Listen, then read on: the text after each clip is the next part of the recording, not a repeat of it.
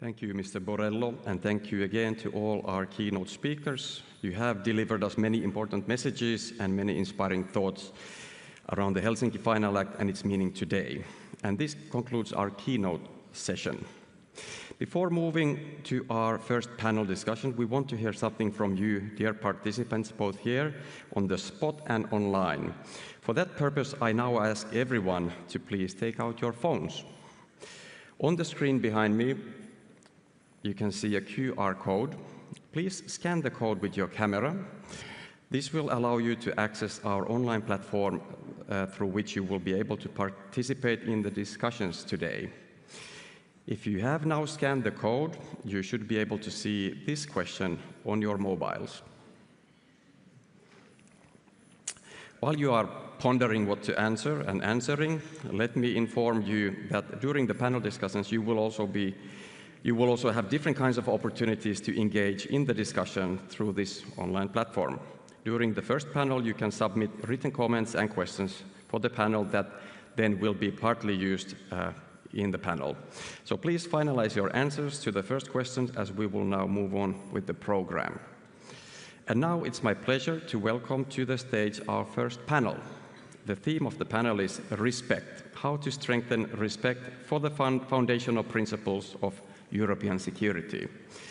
I welcome to the stage our moderator, Mr. Steven Sacker, and our panelists, OSCE Chairperson in Office, Minister for Foreign Affairs of Finland, Ms. Elina Valtonen, Minister for Foreign Affairs of Ukraine, Mr. Andriy Sybiha, Minister of Foreign Affairs of Mongolia, Ms. Batsetsek Batmuch, Minister of State for Europe, North America and Overseas Territories of the United Kingdom, Mr. Stephen Dowdy, and President and CEO of Radio Free Europe and Radio Liberty, Mr. Stefan Kapus. Please, the floor is yours.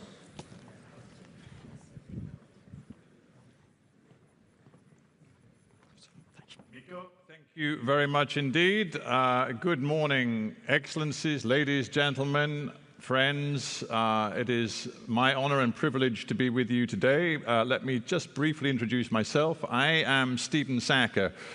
I've had a long career as a journalist, most of it with the BBC, British Broadcasting Corporation. I've lived and worked in many different parts of the world, and throughout my career, I have, in a sense, watched up close and personal the degree to which our world is adhering to the spirit of Helsinki. So for me, a chance to moderate a debate like this is particularly rewarding and important. We've got a terrific panel. You can see their names up there, but let me just greet them all with a little bit of eye contact. So Minister Valtonen, thank you so much for joining us. We also are joined, of course, by the Minister of Foreign Affairs for Ukraine, Mr. Sybiha, Andriy Sybiha. Thank you so much, Minister, for being here. We enjoyed the comments, very important words that we got live from Mr. Zelenskiy just a little earlier on. So we thank him too for being part of this morning's debate. Thank you so much to him. I'm really surprised you pronounced my surname correctly. Well, you don't need to introduce yourself. I tell you a little secret. On Hard Talk, when we were doing the interviews with officials and important people around the world, one of the most important questions I always ask the producer is how to pronounce the name. Because if you can't get the name right and show the respect at the very beginning, you have a problem. So I hope I can live up to my own words. Next to Minister Sybiha, we are delighted to be joined by Stephen Dowdy, who is, I know well, the Minister of State for Europe in the UK government. I know you struggled to get here thanks to some problems with flights coming from the UK, but you made it. Well done for that. Next to Mr. Dowdy, we've got Steve Kapus, who is President and CEO of Radio Free Europe, Radio Liberty. A great pleasure to have you with us, Stephen. Thank you for joining us. And at the very end, it is a real delight to be able to welcome the Minister of Foreign Affairs of Mongolia, Ms. Batsetsek Batmuch. And we are really delighted to have you on our panel. Mongolia, in a sense, the youngest member of the OSCE OSCE membership, so it's really terrific to have you with us too. Thank you all for being with us. I should just say before we begin, as Mikko said, we want this to be interactive, so I'm going to kick off the debate, but using your QR code, you can supply questions to our panelists as well. Please use that facility because almost certainly your questions are going to be better than mine. So do that and help me out if you would.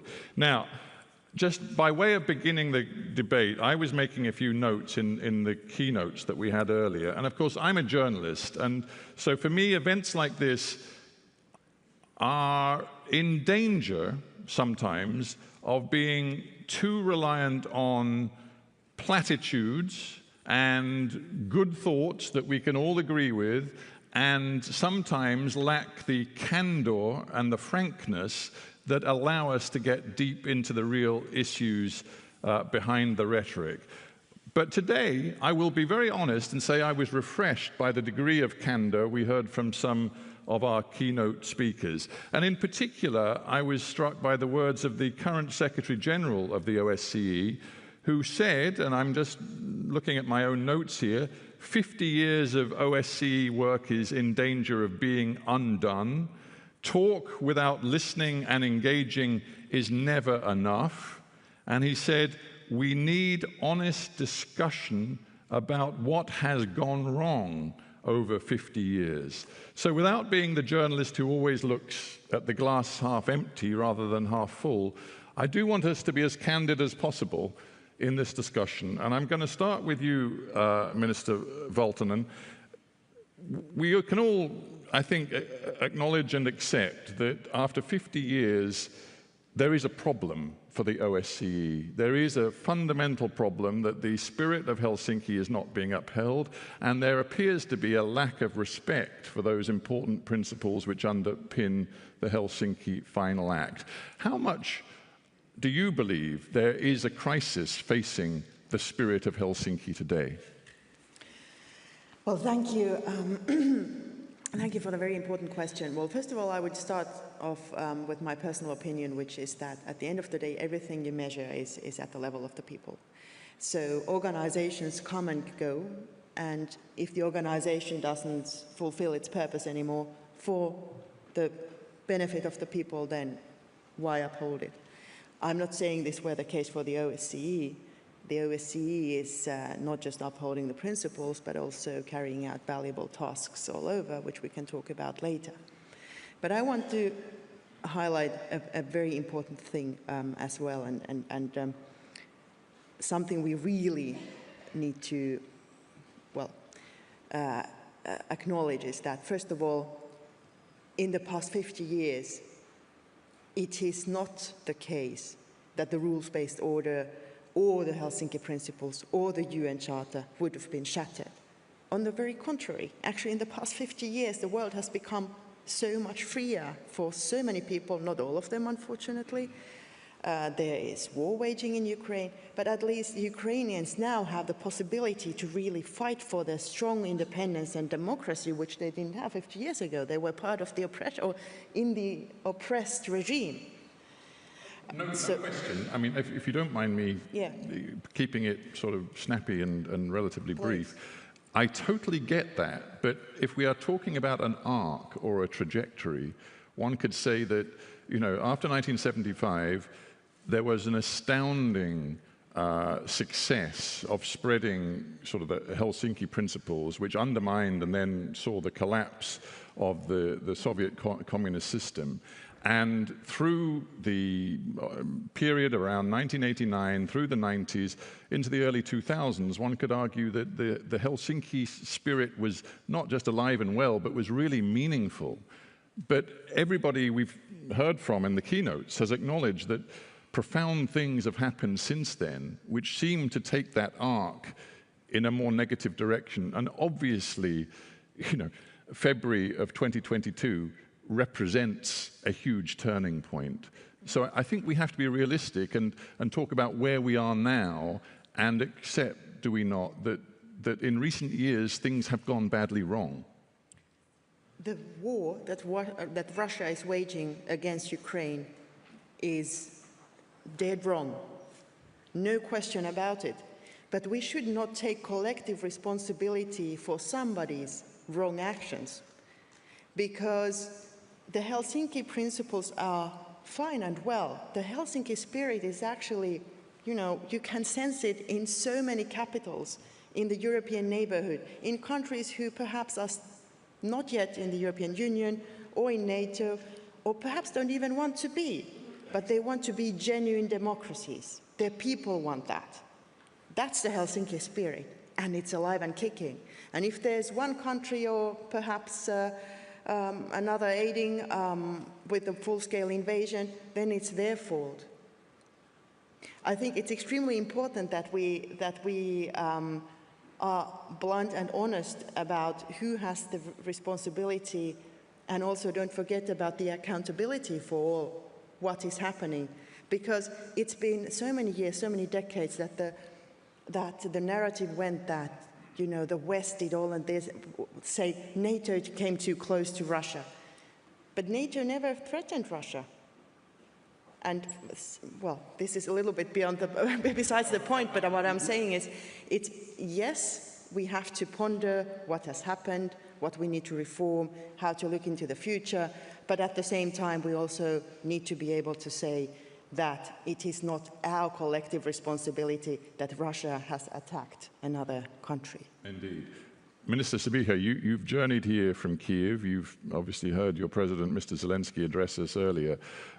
Just a more general thought. We obviously, everybody in this room is mindful throughout the conversation of what is happening in your country today, but this debate has to be much broader than that. So I want you to be as broad as you can be. Coming from Kiev, but surveying Europe and the wider world, what is your perspective on the current state of respect for the principles that underpin the Helsinki Final Act? Ukrainian people, Ukrainians now are paying the highest price to protect these values, to protect Helsinki principles. We heard 20 minutes ago speech of my president. Unfortunately, President, we must start every speech with the words, today Kyiv was under the attack. Today Ukraine was heavily attacked. Today we have casualties. Today several or many civilians, children were killed. What does it mean? It also means that OSCE failed, even failed in providing, in keeping its mission, which was established 50 years ago. That's also, by the way, the response, Putin's response, and the way he celebrates 50 years of Helsinki Act by heavy bombing Ukraine. And every morning you start by calling to your relatives and families, are you okay? And what is also very symbolic, at the beginning of this week, Moscow mechanism was invoked to help to investigate Moscow crimes against war prisoners. So it's difficult even to imagine Moscow mechanism to help to investigate Moscow crimes. It means degradation of this country, and of course degradation of security in Europe. I want to stop you there and just very briefly ask you this. The OSCE is not an enforcement organization. You know, it's not NATO, and it never will be, and it never was intended to be. But it was intended to enshrine values and principles which could reach out people to people. And as we just heard from Federico, talking from the perspective of Human Rights Watch, there is no question that the ideas behind Helsinki reached people beyond the Iron Curtain in that period before 1989, and they did make a difference. Do you believe that the Helsinki principles still matter in that people-to-people sense, and that they reach people? Let's be specific. Do they reach people in the Belarus of today, the Russia of today? Do they still matter to people? Yes, They do really matter. I could confirm you. And I want to give you one example. Last week, together with my colleague Jean-Noël, France's foreign minister, we visited Kharkiv, region which is close to front line. And he asked commander of one of the brigades, why are you protecting your country? Why are you protecting each piece of your country? Why are you protecting values which are important or which matters to all of us? And the answer was very simple, because our land, each piece of our land is priceless. And we protect our values because these values are in our DNA. Because of this act, also, these values became a part of our DNA, I mean, in this region. So that's why it is really important. Maybe we need more enforcement tools in OSCE, maybe. Maybe we need to have this philosophy SOC to prevent conflicts. That's our negative experience. We know, we have lesson learned. We need effective international mechanisms to prevent conflicts and wars. And one of the principal cooperations, and OSCE is an important platform, but what's important to understand, and that cooperation with those who threaten could be turned into a landmine. So definitely we need to protect these principles, but we need also amendments of to make this organization more functional. More functional, more meaningful. Stephen Doughty, you joined us from London. You know, goodness knows, Britain has its own problems, but the relative comfort, you know, of representing the UK government, looking at much more troubled parts of the world from London. Does the OSCE matter to the UK government? Or, you know, you're ramping up your defense spending, you're committed to sort of rebuilding NATO alongside partners. Where does the OSCE fit into all of that? It absolutely does matter, and it matters to me personally. In fact, actually, one of my first roles coming out of university was with the OSCE Parliamentary Assembly, working on issues from Ukraine to the Caucasus, and I saw the value of the organisation, the value that the work they did in election monitoring, the value of the work of ODIHR, the value of the work of the OSCE as an organisation. And it's also very important for me to be here. One of my predecessors as an MP for Cardiff South, Jim Callaghan, who was our Foreign Secretary at the time of the Helsinki Final Act, was in this very conference room 50 years ago. So the OSCE has always mattered to the United Kingdom and will continue to matter to the United Kingdom. And fundamentally, that is because of those very principles that are in the Decalogue. They are as valuable as they were back in 1975. And just because they are under threat, in this case primarily from Russia and what Russia has done to Ukraine in complete violation of those principles, but also many other examples and challenges, whether that's for minorities, whether that's for journalists, whether that's for civil society, they matter more than ever. But just because they're under threat doesn't mean we abandon those principles, we abandon an organisation. We don't abandon the United Nations because Russia has violated the UN Charter. It is more important than ever that we recommit to those principles and we show how we're going to implement them in practice. But if we live in a world where, to be frank, many leaders, some in very powerful countries, appear to believe in the crude principle that might is right, then how does the OSCE have a meaningful role in that world? Which is clearly not the world that the Helsinki spirit is all about, but it is kind of the world that we currently appear to be living in. But we've been through many challenging periods before, and one can look at the periods in the Balkans in the 1990s where those principles were under threat. Many other examples in that period since 1975, and it was because of the tenacity and the commitment of members in this room, of members of the OSCE who wanted to stand up for those principles that they'd signed up for. That the OSCE played a key role in many of those instances. It's also that role it plays in inspiring.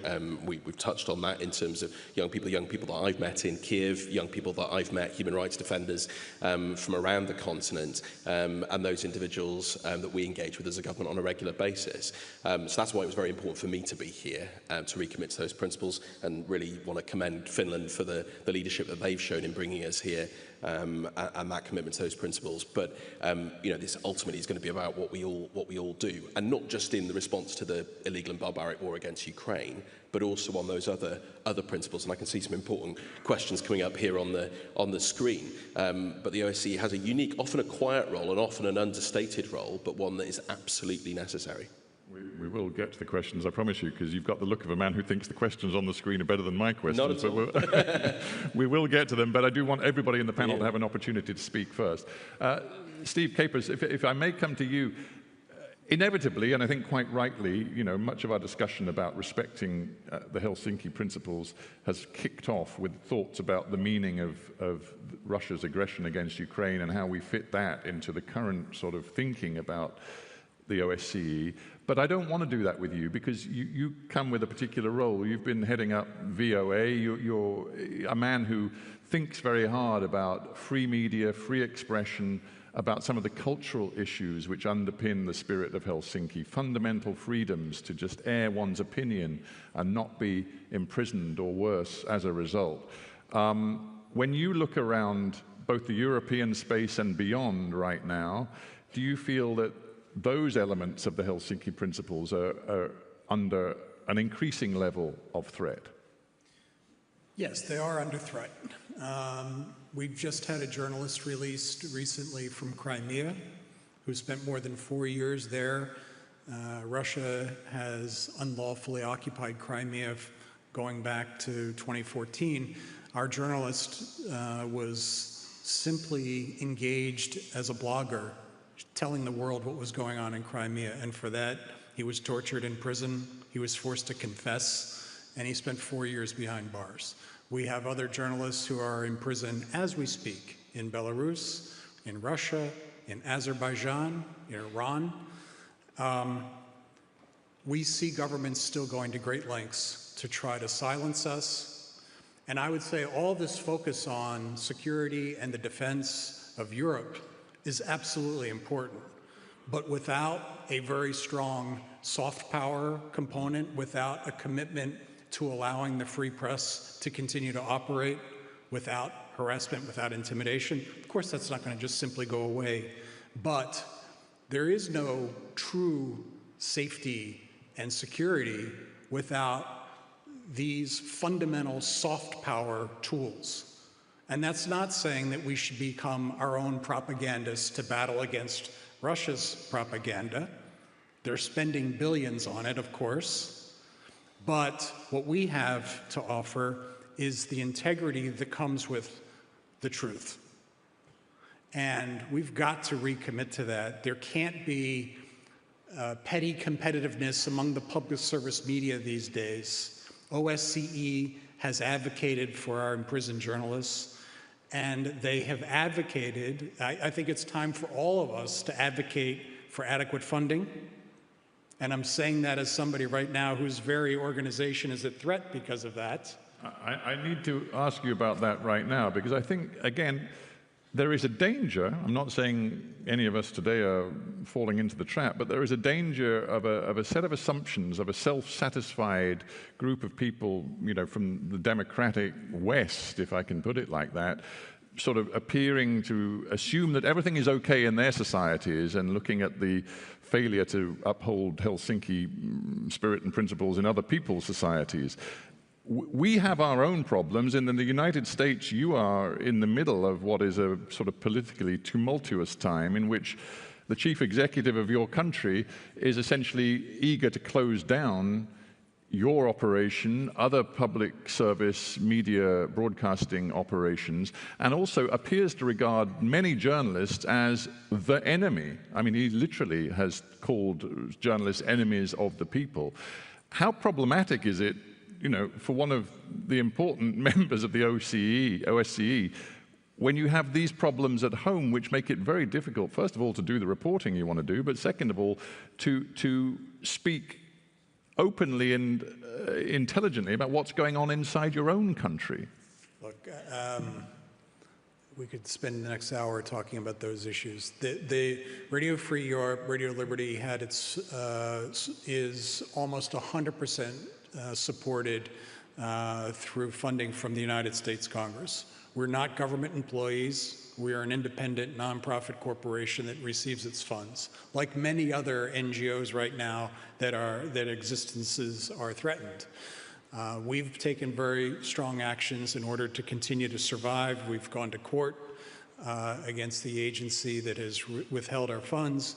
I'm happy to say we continue to win. But one of the more interesting things that happened hours after the US froze our funds back in March, we heard from leaders all around Europe. Radio Free Europe has been headquartered in Europe for 75 years now. 30 years in the Czech Republic, thanks to President Václav Havel. Those principles and the reason that he invited us to the Czech Republic are absolutely vital now. And we had a very simple messages of support that said, we can't let Radio Free Europe die. How can we help? And I will tell you, yes, there's a lot of discussion about our future, but we do have bipartisan support in the United States still. We are still very actively securing funding, or trying to secure funding for the future. And there's a full acknowledgement right now that we need to diversify our sources of funding and recognize that Radio Free Europe is at home in Europe. One of our critics said, we don't need Radio Free Europe anymore. Europe is already free. Which my colleagues who are working right now on the front line side by side with the brave defenders in Ukraine had a good chuckle at that one. We need these services right now. We need them to be funded adequately, and we need to work together and recognize that soft power is a very key component to any security measures and defense measures. That line about, you know, Europe already being free and not needing Radio Free Europe, what I'm just wanting you to explore for just a second is whether you believe that inside the United States itself there are currently issues with free expression, with political repression of sorts, of the use of the law against cultural and media organizations, which suggests that even in, quote unquote, the home of the free, some of the Helsinki principles are at risk right now. Of course, there are real challenges right now. You see the pressures being put on organizations as strong and as valuable as the Wall Street Journal, CBS News. However, what I'd say is the freedom of expression is very much alive and well when you see what's being done and what's being said. It's a striking contrast. Our journalists are free to ask the President of the United States, the head of the Senate, any question they want. That's completely different than what would happen in Belarus or in Russia. And so, yes, there are challenges right now, but that's not to say that the principles of all this have just completely vanished. Minister Batmunk, I want to bring you into the conversation now. And as I said at the very beginning, Mongolia is the youngest member of OSCE. I think you joined in 2012. So with regard to this conversation about respect for the principles of OSCE, of the Helsinki Final Act, and the degree to which levels of respect are perhaps not what they were, or perhaps from your point of view, they are. I'd like you to tell me why Mongolia in 2012 made the decision to join. Why were you so keen to be involved in OSCE? Yes, thank you. My name is also very correctly. Thank you. Thank you for your interesting question. Of course, everybody is asking such a question, why you became member of OSCE, very far distance, and this is Asian countries. So we really enjoy being a youngest member of OSCE. We became a member in 2012, and Mongolia's accession was both a strategic and principled decision. OSCE. I'm sorry to be so rude, but would you mind, I don't know if it'd be possible to move your microphone a little bit closer to you. Okay. Yeah. So now it's okay? I think be as close as you can to the microphone. We see OSCE is a bridge for us to connect West and East, North and South. So Mongolia is independent, free market, young democratic country between two powers. For us, third neighbor policy is one of the important foreign policy pillars. So this mechanism was very interesting for us to build, to make a bridge with all European countries, the members of OSCE. Has it made a difference, do you believe? Being members of OSCE, has it made a difference in Mongolia to your political culture? It was very beneficial entering, and still we enjoy the relation with OSCE, and we implemented many projects regarding the human rights issues on election law and empowering women, and gender equality, etc. And you mentioned, your strategic position, and obviously Mongolia has a hugely strategic position, and you have two global superpowers as neighbors, China and Russia. Russia, of course, also is in the membership of OSCE, but I just wonder whether that strategic positioning you have, it gives you an extra feeling of sort of strength, of connection and network, that you are now part of this multilateral organization. Yes. Of course, we deal with two of our neighbors very well. We are a totally landlocked country. And as I said previously that we successfully launched our third neighbor policy, we do implement very good policy with all UN member countries. We settled diplomatic relations with all 192 countries. So to balance relation between two our neighbors is very important priority of Mongolia. At the same time, balancing relation between the third neighbors. So this international mechanism, especially with OSCE, it's important pillar. Yeah. Yes. Well, that's good to hear. Thank you very much. Now, I am going to just start introducing slowly some of the questions that you guys have come up with, and I thank you very much for those who've used the QR code and put in some questions. We've got a few here. Let's start at the top. Do you believe, somebody's asking, do you believe in the notion of the indivisibility of security in Europe? That is, I guess, that the whole organization has to take an overview, and that the insecurity or violation of one of the principles, whether it be, violation of the notion of the inviolability of borders, sovereignty, peaceful commitment to peaceful resolution of conflict, all of those things clearly have been violated in the recent past in Europe. And the question then is how the entire membership must respond. I mean, is there a duty on all members to take a unified stand, for example? Minister Valtonen. Well, I do believe in the indivisibility of security. I do think that in the spirit of, I guess, Martin Luther King, who said that if you,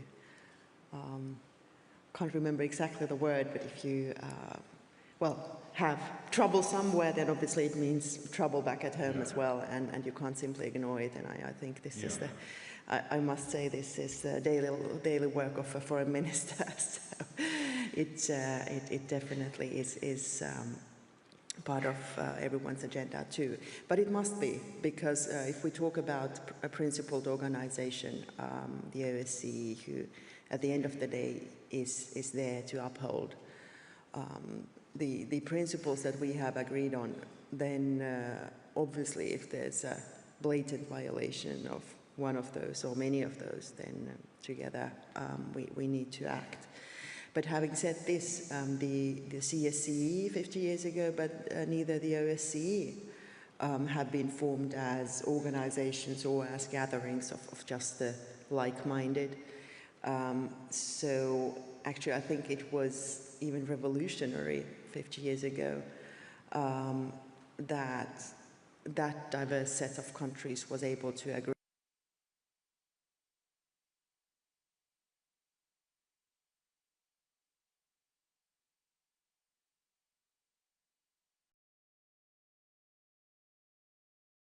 on the Helsinki Final Act, which we still to be in violation. But what about a sort of punishment mechanism for countries within the membership that are clearly in violation of the spirit, the principles behind the Final Act? I mean, do you just sort of plow on regardless, allowing the membership to continue, or should there be sanctions and punishments for members who clearly are in violation?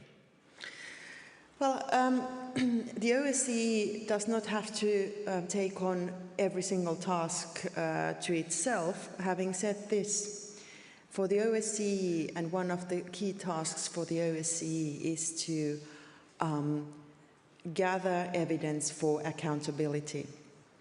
And for instance, a massive step forward in recent weeks was when we launched this special tribunal for the war of aggression against Ukraine. Not the OSCE, it now came under the Council of Europe. Finland, of course, one of the countries behind it, and we were actually in Lviv in Western Ukraine to basically well, celebrate is not the right word, but put together this initiative.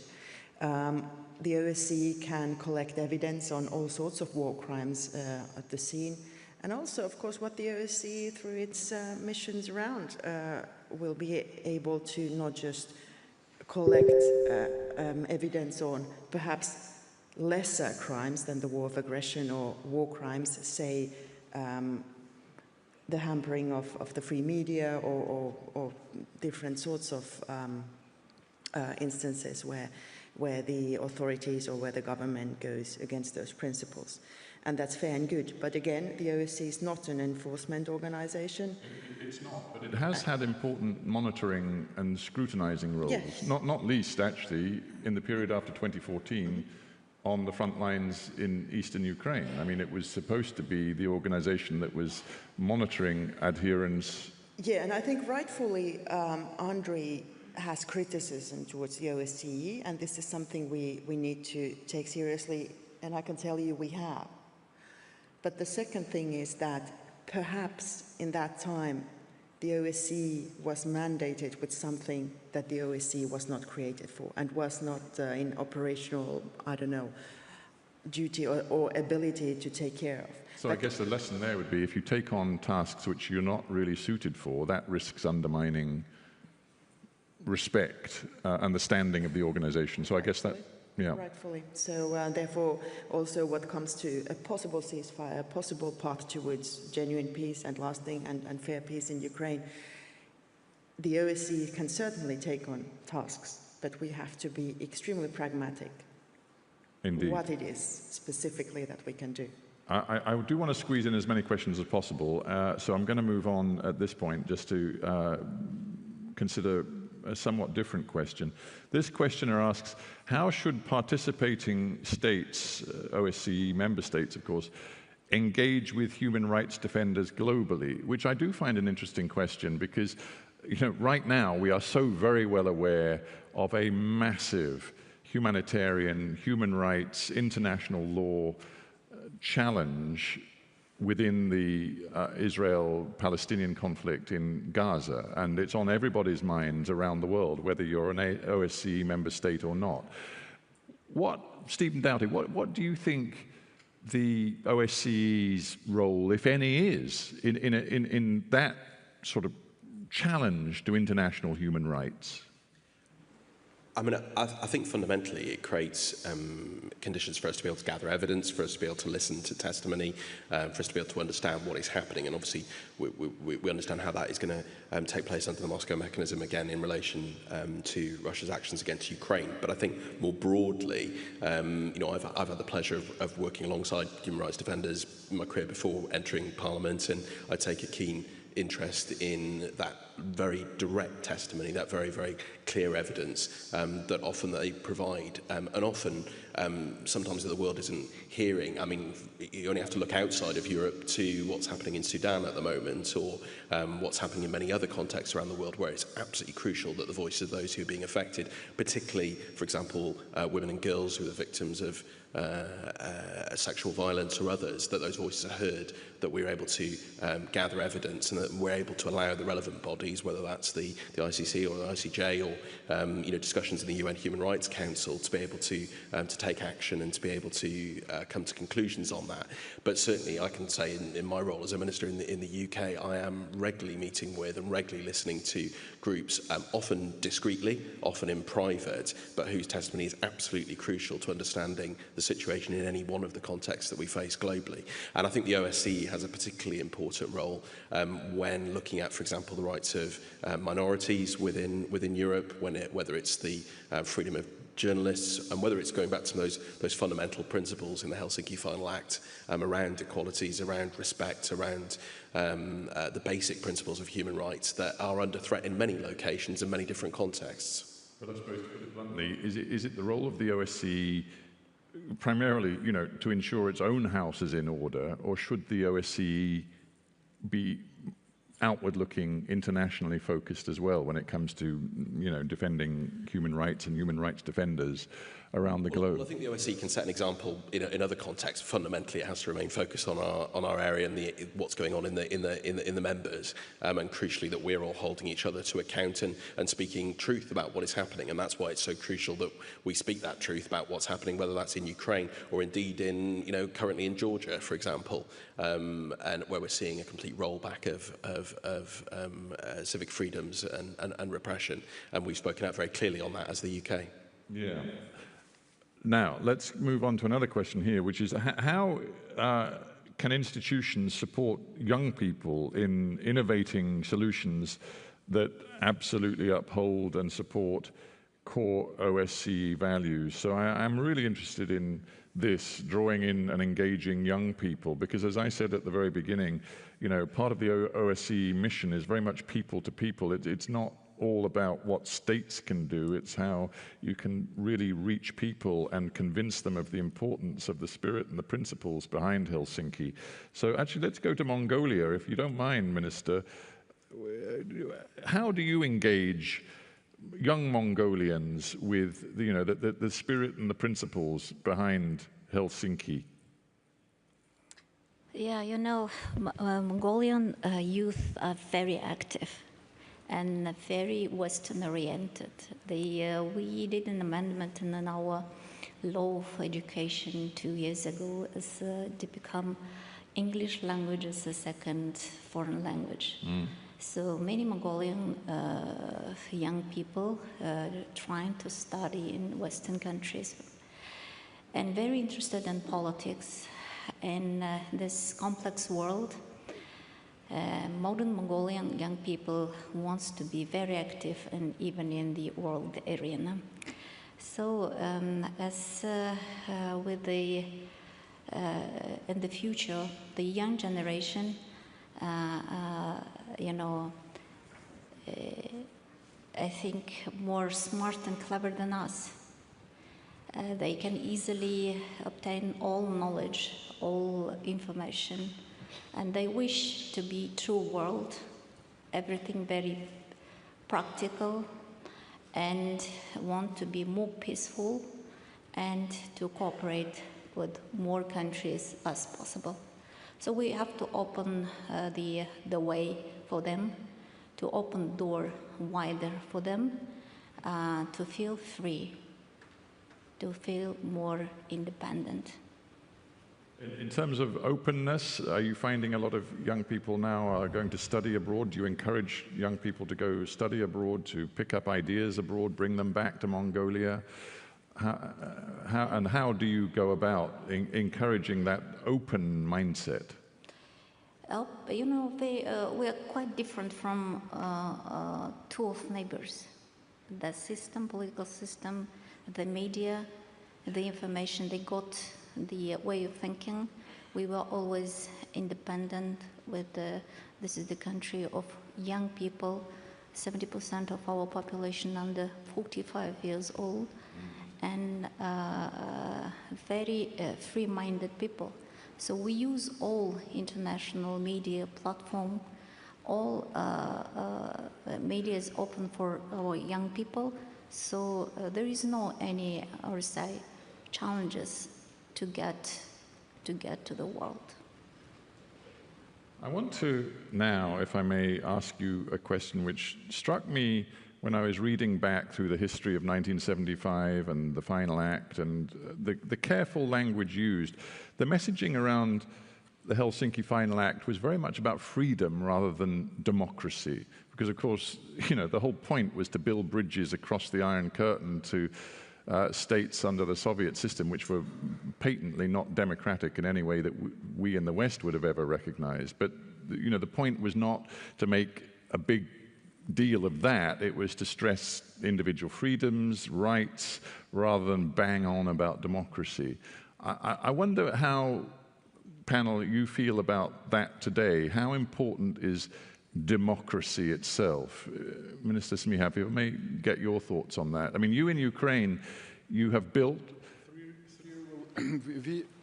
We had three revolutions. Revolution of dignity, Orange Revolution, to protect values of democracy. These values for us are not just empty words.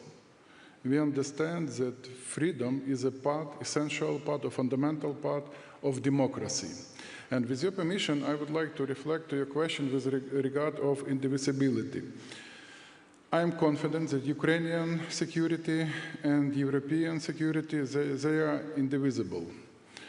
That it also means collective responsibility, strong response. You mentioned sanctions. Yes, sometimes we need force someone to follow standards. That's our lesson learned. So what do I mean? Strong sanctions, isolation, and accountability. Accountability, it's also a strong tool to achieve goals of Final Act. By the way, let us agree that it was not a final act. History has never ended. Not after Helsinki, not after the Berlin Wall fallen. And probably altogether we are writing now our history. And the main ink for European history now, the blood of my compatriots, of Ukrainian people. That's a very powerful way of putting it, and I don't think anybody in this room would quarrel with the idea that what you are doing in Ukraine, the fight you are fighting, is clearly a fight for freedom that goes far beyond the borders of Ukraine, and that people around Europe and around the world watch and feel, in a sense, is about their own freedoms as it is about yours. I do understand all of that, but I want to ask you a more difficult... Choice, also a possibility to have a right to choose. That's also a part of our freedom, a part of democracy.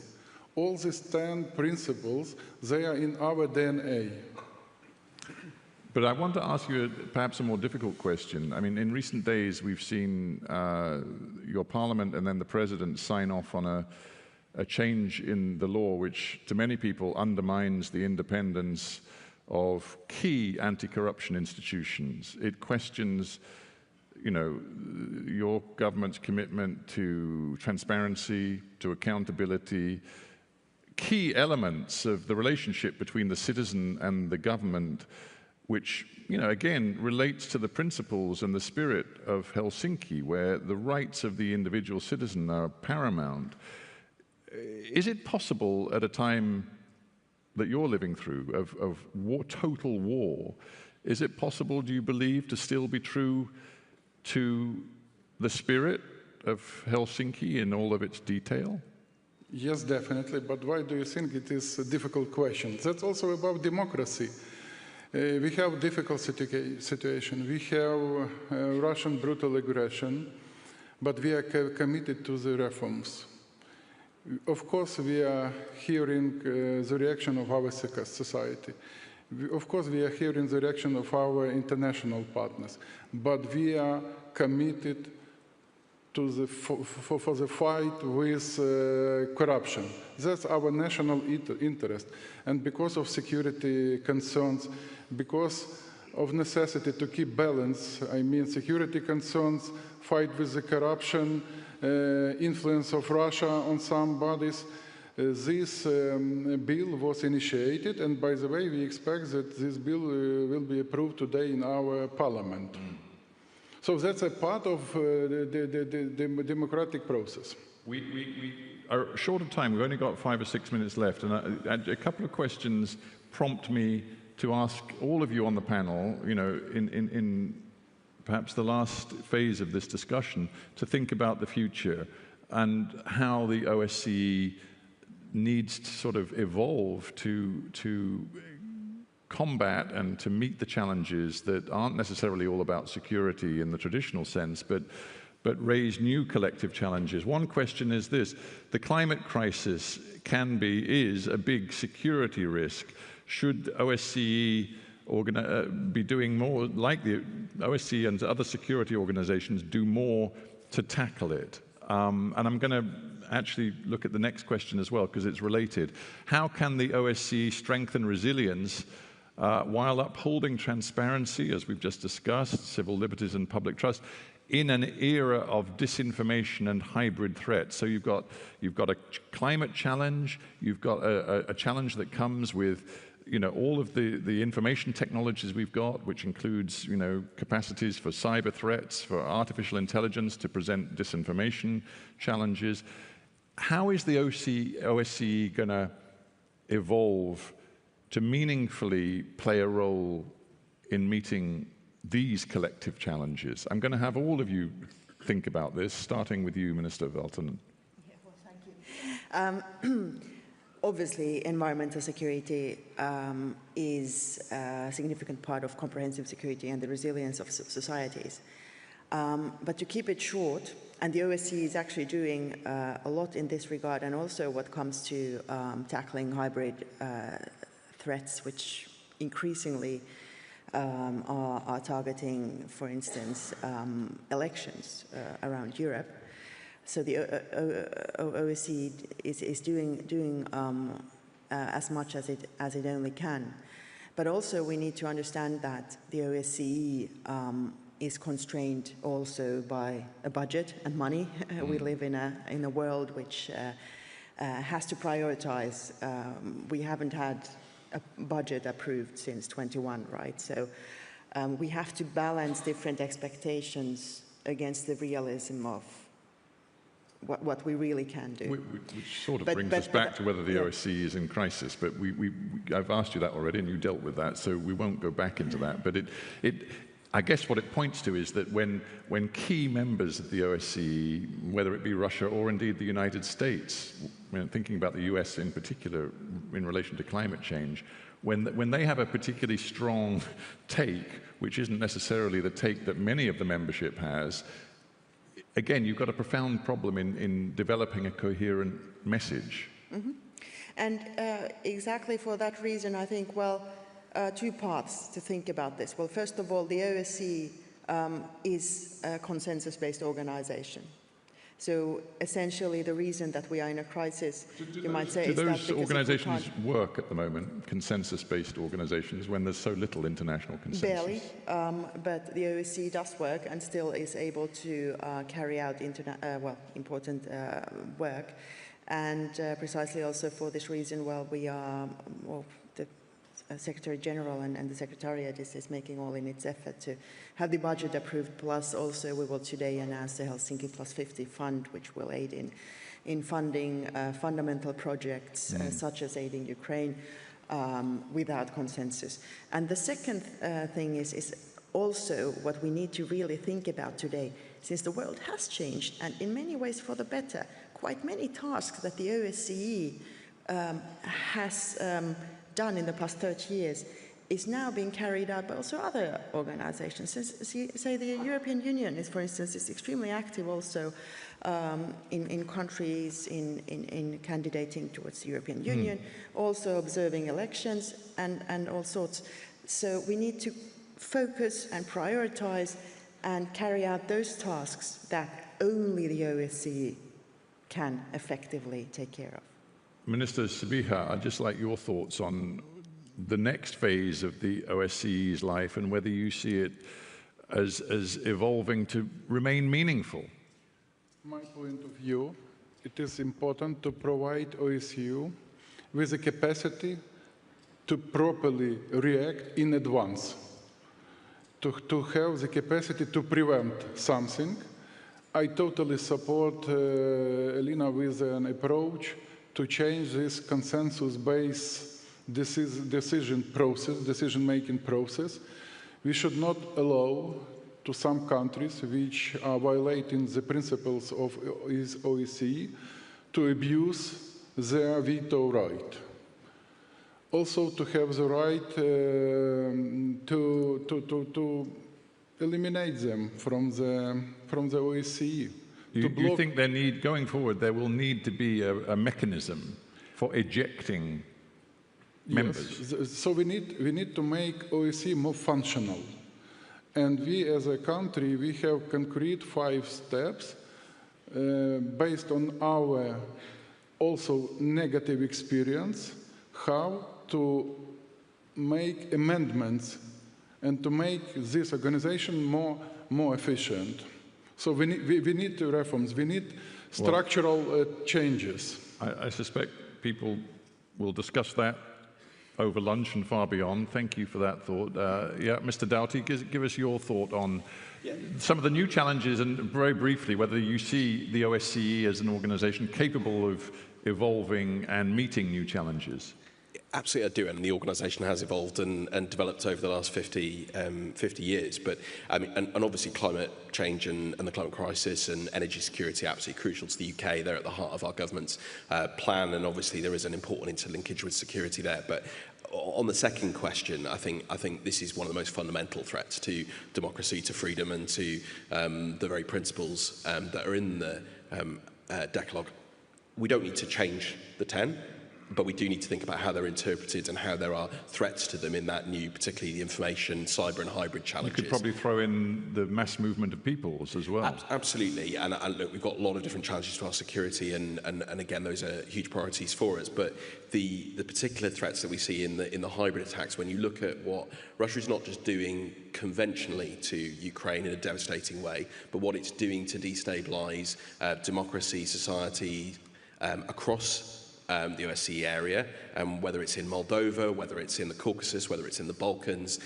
We need to understand what is happening, build up resilience in societies, and governments working together and understanding those threats. So, for example, the work that the OSCE does on election monitoring needs to obviously take account of those new threats and the ways in which quite blatant attempts are being made to undermine democratic processes in all of our societies, including, in every part of the OSCE region. So we want to work very closely as the UK with countries to build up that resilience and to expose the threats and where they're coming from. Well, in terms of misinformation and the whole information landscape, Stephen, you've got an important role to play. I mean, you've got your own fight to fight at the moment because you've got to make sure that Radio Free Europe survives. But leave aside your own battles, the battle to maintain a sort of a free and trust-based information landscape.